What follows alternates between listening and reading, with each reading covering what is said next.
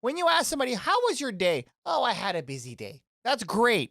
Were you productive? Did you get things done? Like seriously? Because you could have a busy day, leave stuff for the next day, and then you're going to have a busy day again.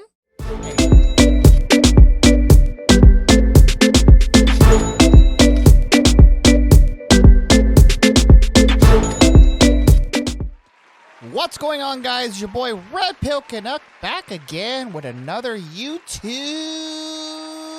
video. Shout out to the Canuck Squad for being involved and being active on this YouTube channel. And of course, we are back for another installment of Good Old Money Week. But first, before we begin, as always, we have to give ownage to our reoccurring sponsor, RedpillCanuck.com. That's right, www.redpillcanuck.com. Our daily pill for all our news articles, financial news, podcast, and again, home of our latest series, Dear RPC, where you, the viewer, get to write in for advice and get professional advice, but not by professionals. Again, it's for entertainment purposes only. And if you're listening to on an alternative platform, shout out to everybody on Spotify and Apple Podcasts. Welcome, welcome, welcome. Shout out to you. Hit the follow button and visit our YouTube channel. Hit the like and subscribe button on the way in. Of course, we are continuing our journey through Money Week and getting prepared for 2023. Because we all know it's coming soon. Yep, it's coming soon. Pause. But today's installment, we are going to be talking about planning for success. Now, you're probably wondering what the heck I'm talking about. Well, every endeavor needs a plan. So why not plan for it? Bruh. Now, everybody usually, when they're planning their day, they don't have a plan. They just get up, they have their breakfast, and they do what they gotta do. But you're pretty much going through the day blind because, and I'm actually a victim of this, when I used to go through my day, by the end of the day, I realized there's stuff that I hadn't gotten done. But the problem is, the day's already done. So there was no time for it. Like, say if I'm ready to make dinner, and I'm like, hey, you know what? I actually needed some shallots and some lettuce for my salad. But it's 10 o'clock in the evening and everywhere is closed. So that's not really planning properly, is it? Now, if I would have planned beforehand, like even the night before, thinking, you know what? I'm going to make me a nice steak tomorrow for dinner. This is what I'm going to need. And the thing is, ladies and gentlemen, we have 24 hours in a day. And of course, we have to sleep. We have to do other things as well. Why not plan? So you see how everything is coming into full circle now that we've been doing for this past week. So anyway, I do have a few tips, and there's a few articles that we can actually discuss about carrying out successful plans. Now let's get into the first article. 8 highly successful people carry out successful plans, or 8 ways highly successful people. So let's get into it. When you look around at people who have landed a pile of success, it's hard to imagine how they can possibly keep up with everything happening around them. Running a company or writing a novel can't be easy, can it? No, it's not.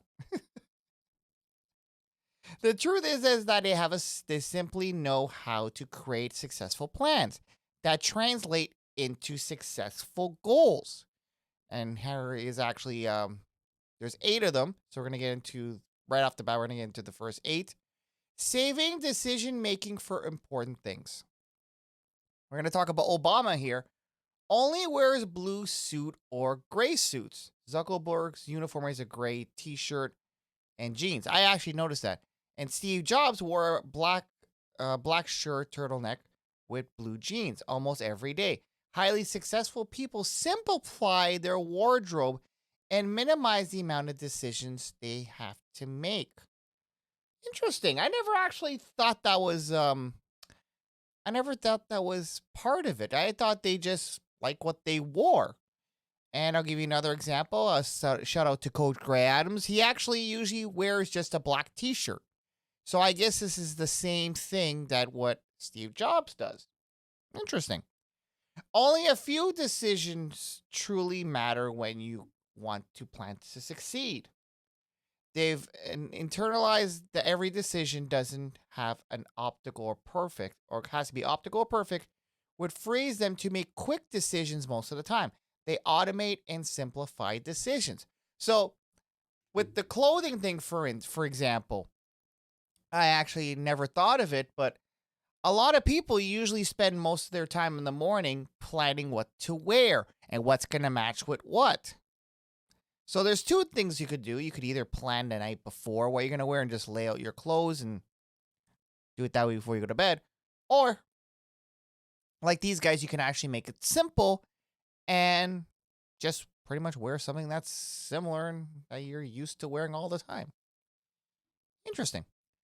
And the second was having a consistent morning routine. Now, this kind of ties in to what we were talking about, how getting up early and exercising and having breakfast and whatnot. This would actually kind of tie into having a morning routine. But let's get into it. Successful people create momentum at the start of their day through consistent morning routines. They use successful plans to complete a combination of the following activities in the morning: meditate, read, journal, exercise, prioritize their day, invasion of the day, and eat a nutritious breakfast to fuel their day. Now, we talked about the breakfast as well, and we didn't really talk about too much meditation, but I guess you could do that while you're eating. I don't know. A lot of the stuff you can actually combo into your morning routine. For example, motivational speaker Tony Robbins takes a cold plunge. Okay. To reset his system and reduce inflammatory in the morning. He also does breathing exercises and exercises gratitude during the 10-minute primary exercise. What we focus on expands our minds. Through his morning routine, he chooses to expand gratitude over fear and anxiety. So I guess this actually would have to go into meditation. A previous formula that produces an effective morning routine doesn't exist. A precise formula. Highly successful people experiment with different activities until they find a morning routine that fits their lifestyle and sets them up for success and motivation. Now, having a consistent nightly routine as well does come into play, and this is our third one here. Before anything else, preparation is key to success. This was actually quoted by Alexander Graham Bell, the brother who invented the telephone. I think he invented other stuff too. Successful people don't wait until the morning to prepare for a successful day. Instead, they start the night before. Again, this goes into kind of planning what you're going to do for the next day, which I mentioned earlier. Successful people don't wait until the morning to prepare for a successful day. And okay, I read that part already. Sorry. They unplug their devices, read, meditate, and plan for the next day. This actually I did try doing, and it was difficult at first, but it made a huge difference. So what I mean is putting your phone on Do Not Disturb. So yes, you're still able to get notifications. You just can't hear it, or you get it when you take it off. Do Not Disturb.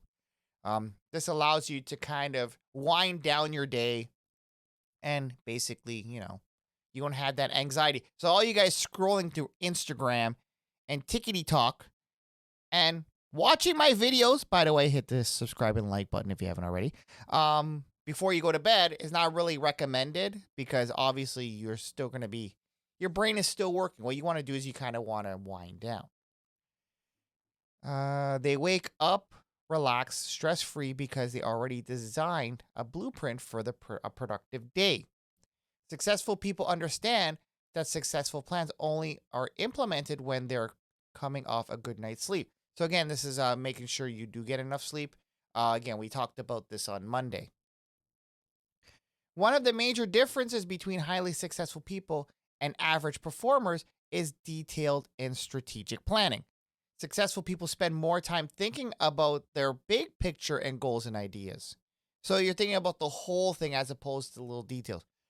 They zoom in on regularly to analyze their lives from a bird's eye view. This enables them to make decisions deliberately, methodically, and strategically. Average performers make their decisions in a reactive mode while they are in the thick of the force of their lives. Successful people create thorough, successful plans and reap the rewards at the end of the road. And their detailed planning provides clarity on what they should be working on at any given time. They produce high levels. Because they separate the planning from the creation process. Now, this is actually one thing. This should have kind of been number 1, but they put it as number 5. Creating a system for planning. Now, this is a good spot for a lot of people who don't know how to plan their day. And there's no shame in that. We're all learning here. This is what the series is for. So that way you can start implementing and kind of focusing on stuff that we don't really know about. So creating a successful system for planning. While Bill Gates, the chairman of Microsoft, has secluded himself from the distractions of the daily life once a year during Think Week. Yes, something called Think Week. Interesting. I wonder what Think Week could actually be considered, but anyway. Visitors were banned during this week.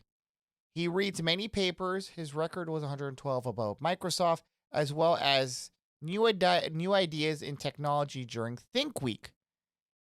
The space and time craved out during the week allows him to take a step back and review projects and ideas for Microsoft. This is actually a good idea. This could actually implement to anything, especially if you have your own business. You can actually take some time off. But would be good if you have people working for you. So you can kind of step back and reevaluate the stuff you did for the past year. I know some content creators actually do this as well, where they take some time off, they kind of unplug, they go on a trip, they relax, but at the same time, they kind of look back on what they did previously for the year, or depending on if you want to do it through quarter, 6 months or whatnot, and kind of reflect, okay, this actually worked for me. This got me a lot of views. This video didn't do so well. Maybe I should, kind of tweak what my style is and stuff like that. So this pretty much goes well-rounded. So if you have a company, if you're a content creator, or even if you're just working a regular job, what you can actually do is you can actually step back and how were you performing at your job? Why were some tasks not done as properly as it should have been? How can you maximize your time at work? That's where this could be implemented. So Greg M., an author of Essentialism, a discipline pursuit for less, advocates conducting a quarterly personal review to define your most important objectives for the next 3 months. So again, you can actually do that as well. What doesn't get scheduled doesn't get done. So successful people regularly schedule time to review their priorities, goals, and roadmaps to achieve them. They schedule time to monitor their progress on key objectives and iterate their plans based on results and lessons learned. Now, prioritizing is actually very important. This is where you actually would, after you evaluate, you decide, okay, which project or which task is more important to me. And like, say, if you need less distractions to do it, they're usually done in the morning or, like I said, getting up early. You can get a lot of stuff done and not get a lot of distractions. You can actually prioritize that task that way. But let's get into this part here. Successful people understand that they don't prioritize their project. If they don't prioritize their projects, they will sway and be pushed around by agendas of others. They constantly evaluate their priorities and reorganize the order as circumstances change in order to carry out successful plans. Since their priorities are crystal clear, they quickly assess whether the results fit into the big picture plans. They cultivate the habit of turning down requests and don't have aligned with their most valued goals. This learn to say no is a firm and grateful matter to requests that what don't fit into their plans. So, for example, say if you have plans to, say if you're writing a book, for instance, and if you plan to, say, for the next 3 hours in your day, you're going to sit down and you're going to focus, you're going to do some research, and you're going to get some ideas, say if you're stuck on that chapter. Say you decide to do it at Starbucks, for instance. Then one of your buddies calls you, say, oh, you know what? Yeah, let's go hang out at Starbucks, and because I have something I have to talk about. So in your friend's mind, he figures, hey, we're going to multitask because you're going to be there anyway. But that's not going to realign with the plan that you have to sit, research, and think about that next chapter you're going to write. Because you're going to be distracted by his problems. You're going to be listening to him most of the time, and the stuff that you want to get done is not going to get done. Now, you can call yourself a bad friend, but at the same time, it's not aligning with your plans. And your plans are more priority than his plans. Because if he has, I don't know, relationship problems, they ain't going to change in the next 3 hours. It's still going to be there. It ain't going nowhere. But if you're writing a book, time is everything because you want to get out your book before anybody else does. So that way, say if you have a revolutionary idea or concept, you want to beat that other person to the punch. Now, a lot of people don't realize when you're writing a book, you're literally competing against a lot of people, especially if you have something revolutionary or something that you think will benefit people, you know, stuff that you experience. You say, hey, you know what? This is a good idea. You never want to be second in line. You want to be first. So anyway, continuing with this. Effectively trumps efficiency to them. They focus on working on right things over the things that are due. They strive to produce at the highest quality and the highest priorities. Okay. Now, focusing on important projects. Now, this kind of goes into writing a book, like I said. Or even if you're doing some personal projects, say if you're, I don't know, building a new deck. Pause. I said deck.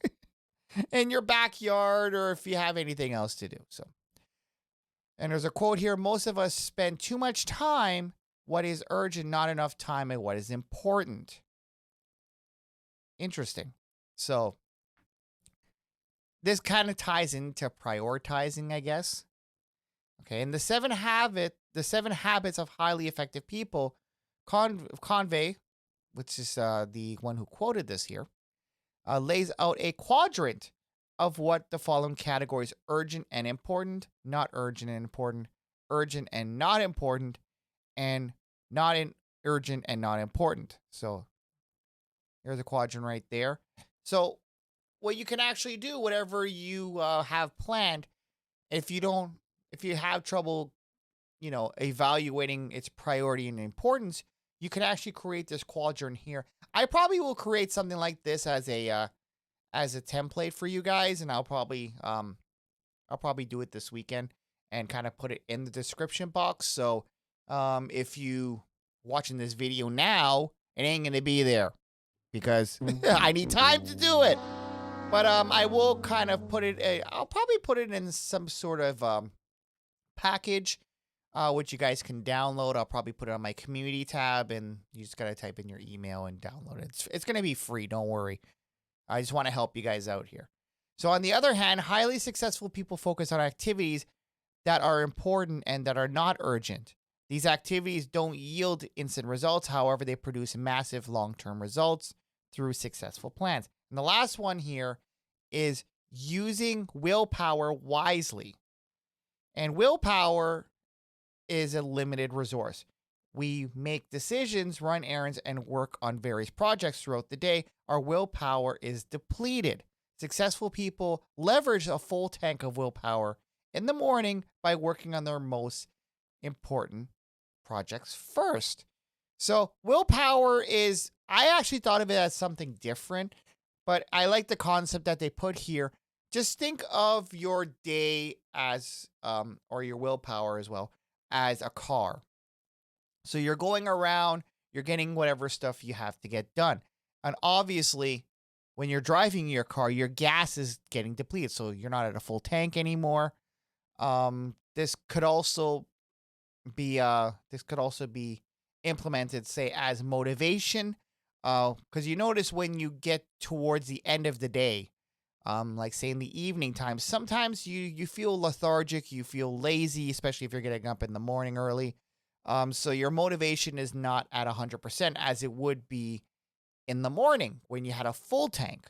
So that could be implemented in there. So that's why it's important to do most of your important stuff in the morning. Not only because of distraction, because you're fully motivated, you're ready to go, you're geared up.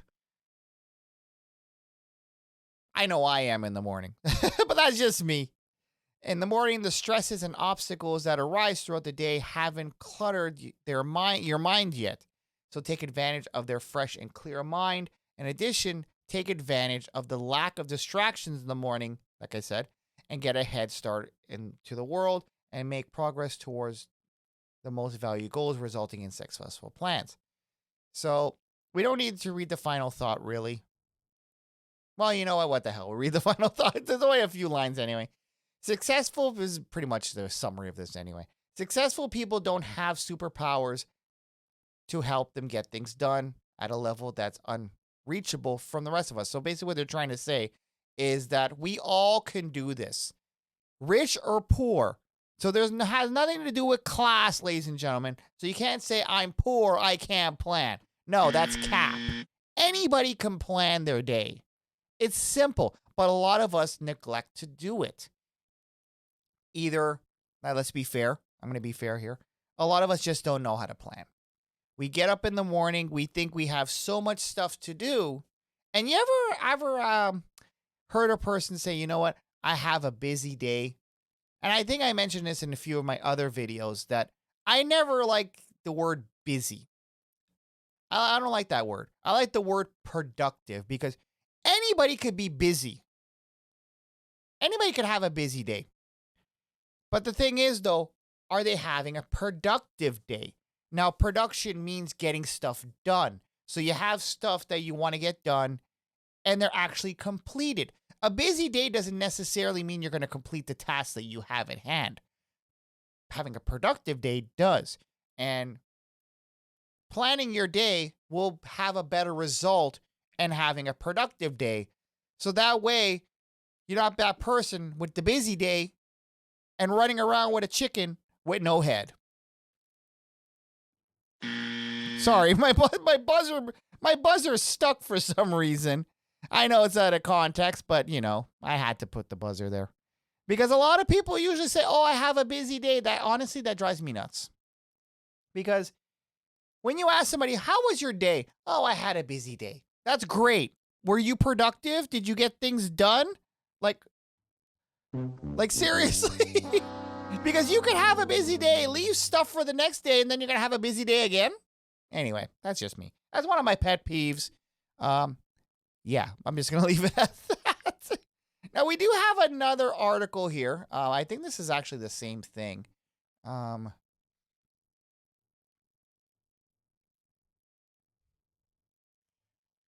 This is a little bit the kind of similar here, but we'll go into this really brief.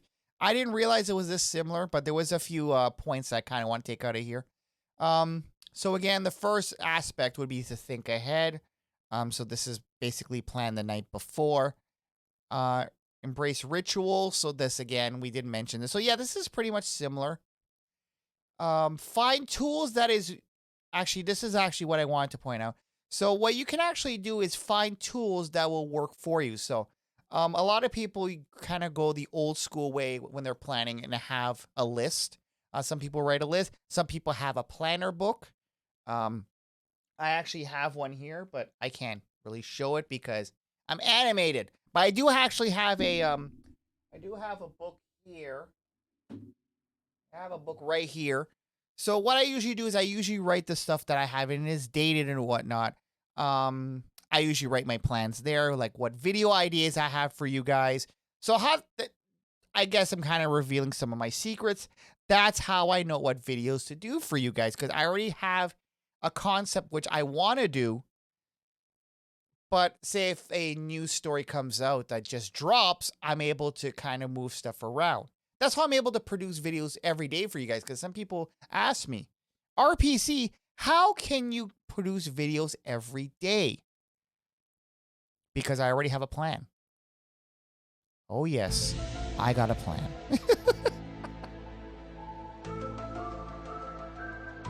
And of course, what I usually do is on my weekends off, where I don't produce content, I have content that I'm thinking about creating for you guys for the following week. So again, this whole thing is not by a fly-by-night thing. It is consistently planned and critiqued. So if you want to be a content creator, that is very important in order to be successful.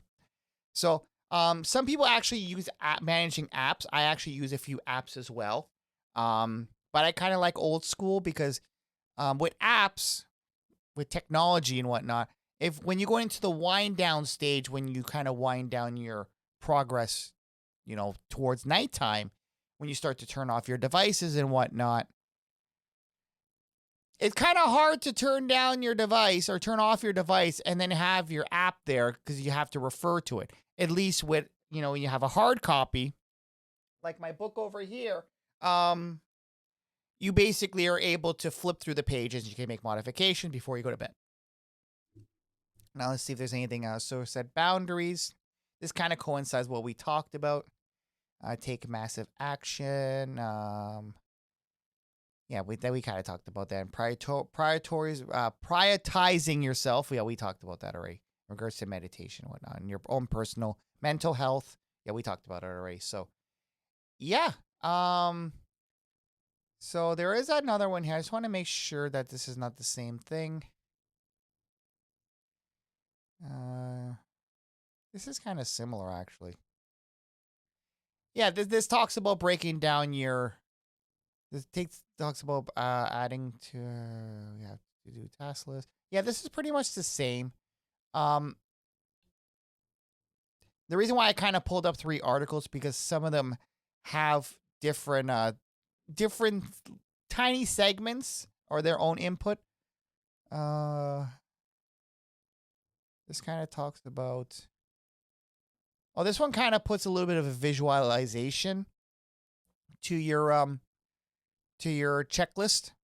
Yeah, this has the same quadrant, it looks like, as well. Some people, what they do is they usually put like little emojis on theirs or little happy faces or stars to kind of, sorry about all the scrolling, that kind of list the importance of which task is more important and whatnot. I usually use stars on mine. So say if I have a list of things I want to do, I'll put 5 stars for the most important, and then kind of gradually go down my checklist or my plan to see what's more important. But yeah, this is going to be a short video and I did plan for this. Yeah, bad joke. Anyway, but yeah, honestly, having a successful day does take planning. That way you can actually maximize the 24 hours that you do have in a day. Not to forget, you have to sleep, you have to eat, you have to take care of your mental health as well. So you have to make time for working out, which I usually do in the morning, and kind of stepping back and reevaluating your day, which I kind of do at the end of the day. And I'm able to plan for the next day. But anyway, hopefully you found some value in this video. Again, there's a few things I will probably create for you guys. and I'll have a Dropbox link which you can actually download it. It will be free. Obviously, I'm not going to charge you guys for that. I want you guys to be successful in 2023, and I want to give you those tools in order to be successful. Anyway, that's going to be it for today's episode. Thanks for listening and watching. For all y'all who are listening, shout out to everybody on Spotify and Apple Podcasts. Thank you for listening. Shout out to you. And everybody here on YouTube, make sure you hit that like button on the way out if you saw value in this video. And check out the other previous days if you missed it. I know some of y'all binge watch my videos. You don't watch my videos at once, which is cool. As long as you get along to it and get value from it. As you could see that there's not as much views on this channel compared to the Quick Hits channel. Yeah. We can thank YouTube for that one. But anyway, I'm going to make a video explaining on everything on that. Not to be alarmed. My channel's still here, obviously. Anyway, guys, that's going to be it for today's episode. Again, thanks to our sponsor, RedpillCanuck.com, our Red Pill Canuck Daily Pill, where we get all our news articles, financial news, podcasts, and whatnot. And, of course, Dear RPC, where you guys write in, and I will give you guys advice for entertainment purposes only. Thanks for watching, and I will see you guys tomorrow for our final installment of Money Week. And it will be an interesting one, to say the least. I will see you guys in the next one. Later. Hey guys, thanks for watching. Make sure you smash that like button. And to check out our more recent uploads, check here on the top left. And to check out our playlist, check here on the top right. And make sure you hit that subscribe button down below. And also check out our Quick Hits channel, which is also located down below for our more bite-sizable content. I'll see you guys in the next one.